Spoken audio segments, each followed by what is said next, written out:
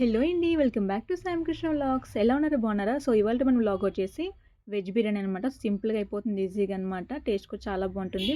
So, ఇంట్లో ఉన్న కొన్ని ఐటెమ్స్‌తోనే ఈజీగా చేసుకోవచ్చు. బెస్ట్ వస్తుందనమాట. చాలా బాగుంటుంది రుచి అయితే. సో, ఇప్పుడైతే నేనైతే 2 టేబుల్ స్పూన్ల ఆయిల్ ఏసుకున్నానండి. తర్వాత 1 టేబుల్ స్పూన్ నెయ్యి ఏసుకున్నాను. నెయ్యి వద్దనుకుంటే స్కిప్ చేసుకోవచ్చు. కాకపోతే నెయ్యి టేస్ట్ చాలా బాగుంటుందన్నమాట దీంట్లో ఏసుకొని చేసుకుంటే మనం. కొంతమంది నెయ్యే పడదనుకుంటారు కదా! సో, వాళ్ళు స్కిప్ చేసుకోండి. నెయ్యి ఇష్టమున్నోళ్ళైతే ఏసుకోండి. చాలా బాగుంటుందన్నమాట బిర్యానీలోకి.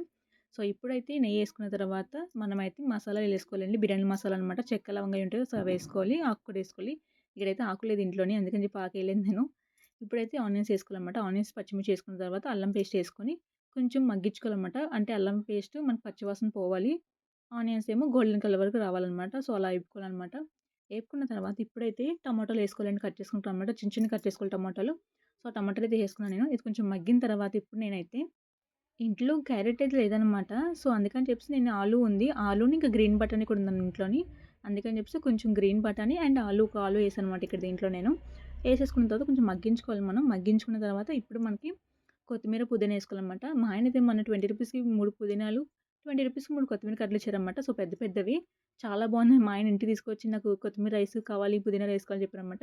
నాకు కొంచెం టైం కుదరలేక చేయలేదండి నేను. తర్వాత చేస్తాను. అప్పుడు చేసినప్పుడు వీడియో పెడతాను తప్పకుండా చూసేయండి మీరు.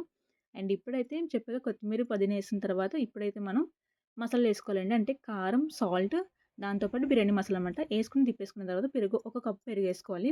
పెరుగు బావుండాలండి. మరీ పుల్లగా ఉండకూడదనమాట. పెరుగు టేస్ట్ బావుంటేనే బిర్యానీ టేస్ట్ కూడా మంచిగొస్తుంది మనకి. ఇప్పుడేసుకున్న తర్వాత నేను ముందుగానే రైస్ కడిగి పెట్టుకున్నాననమాట.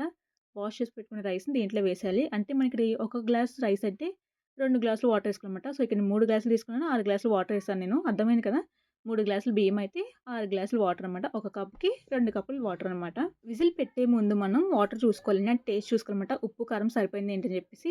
సరిపోయిన తర్వాత విజిల్ పెట్టేసుకొని 2 విజిల్ చాలండి. 2 విజిల్ అయితే పొడి పొడిగుంటది మనకి. 3 అయితే మెత్తగా అయిపోతుందనమాట. గుర్తుపెట్టుకోండి ఇది. సో, మన వెజ్ బిర్యానీ 2 విజిల్ వచ్చింది. టేస్ట్ చాలా బాగుందని తప్పకుండా ట్రై చేసి కామెంట్ చేసి చెప్పండి ఎలా ఉందని చెప్పేసి. ఇప్పుడైతే నాకు ఆకలేసేస్తుందనమాట. తొందరగా తినేయాలి నేను. కొత్తగా వస్తే సబ్స్క్రైబ్ ముఖ్యం బిగులు అండ్ లైక్ కూడా. ఓకేనా? బాయ్.